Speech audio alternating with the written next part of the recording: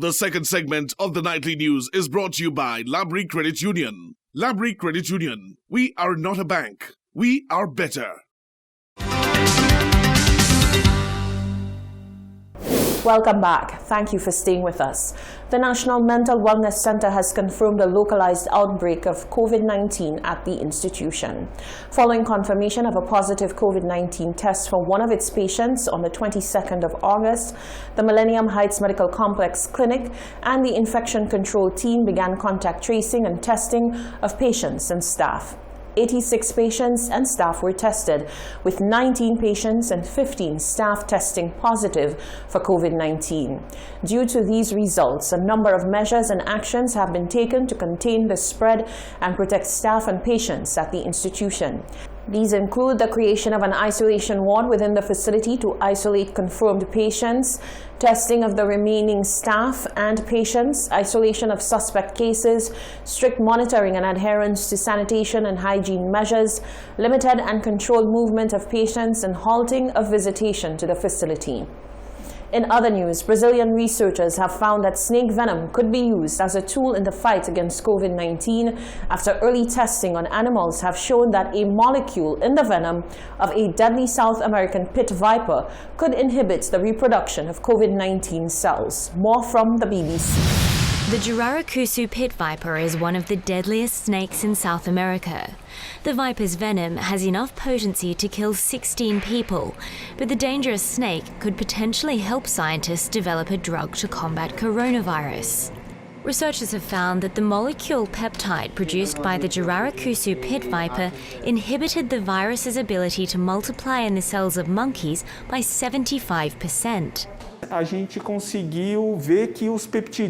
We were able to see that the peptides not only inhibited the development of the virus in vitro inside the cell, but we were also able to see that it was able to inhibit one of the proteins that is very important for the development of the virus and propagation of new viruses. And the peptides can be synthesized in a lab, making the capture or breeding of the snakes unnecessary. We are afraid that people will go hunting for the snakes all over Brazil, thinking it will save the world, themselves or their family. That's not the case. Is this an important discovery?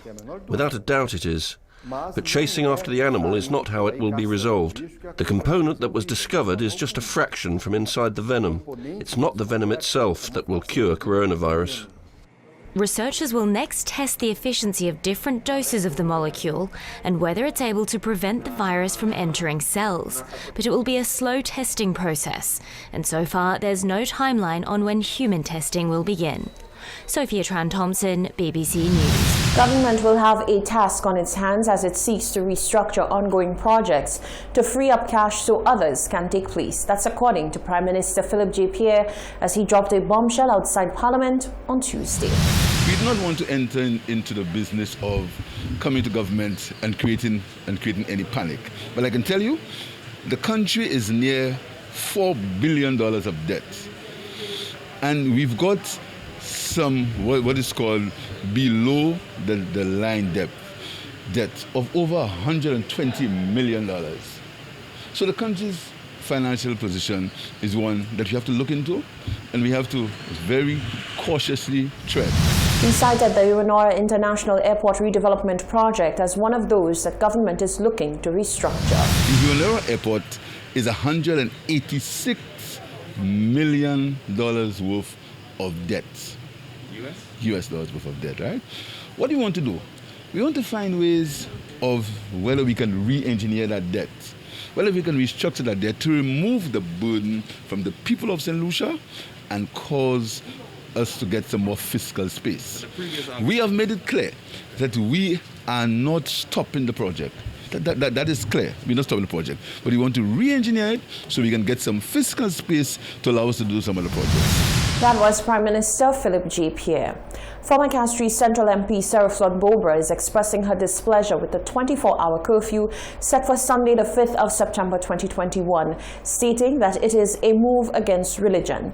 The SLP administration is dispelling any notion that the 24-hour curfew is as a result of religious discrimination and says it is simply a measure to combat the COVID-19 wave. When the holy priest announced what the new regulations were for Sundays, that I could not say amen. Ex-Castries North MP and follower of the Christian faith, Sarah Flood-Beaubrun, says that she will no longer be tied by the shackles of silence and is coming out in strong opposition against the 24-hour curfew slated for Sunday, 5th September 2021. She views the lockdown on Sunday as a blatant disregard for the day of worship. Flood-Beaubrun is questioning the rationale of the SLP administration for selecting the holy day Sunday as lockdown day. She says that while she does not oppose measures to combat the COVID-19 pandemic, she is displeased with the extraordinary measure imposed on Sunday. I would like to understand what science, which science says that Sunday is the day when COVID is spread in St. Lucia.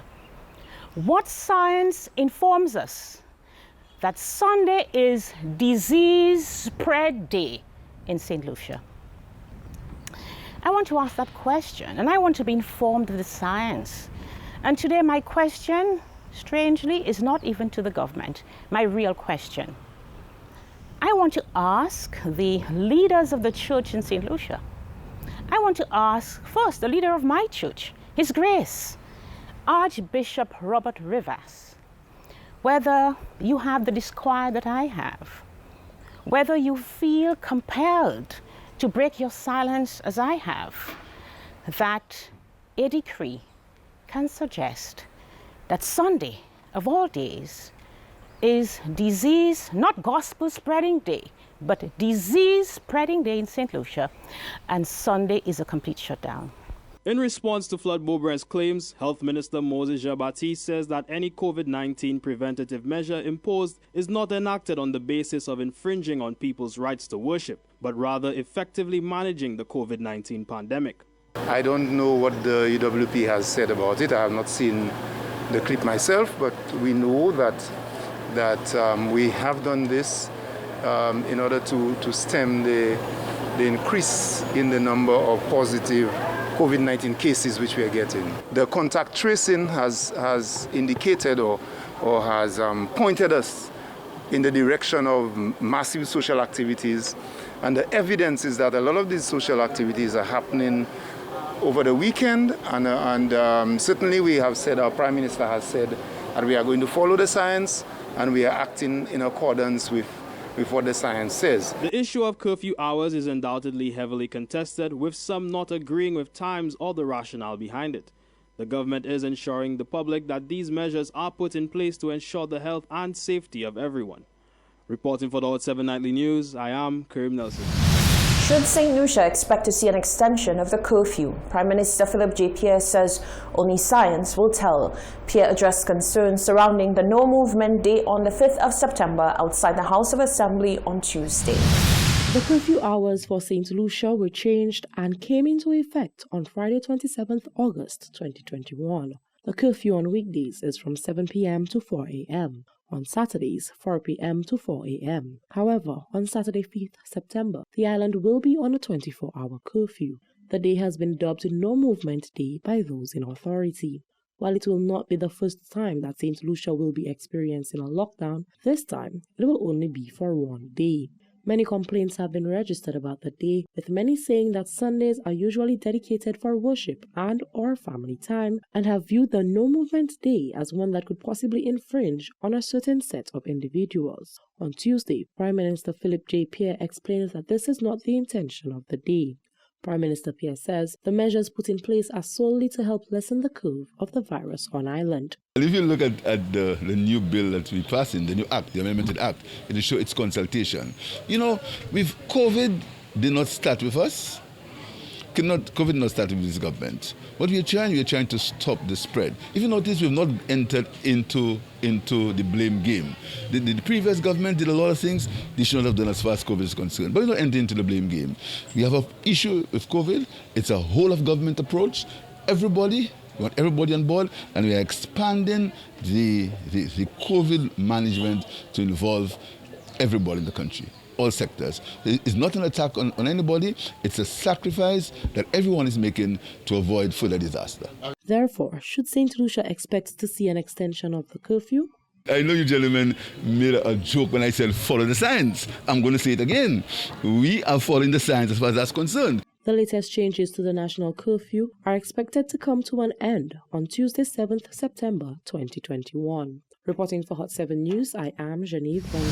Stay with us, there's more news after the break.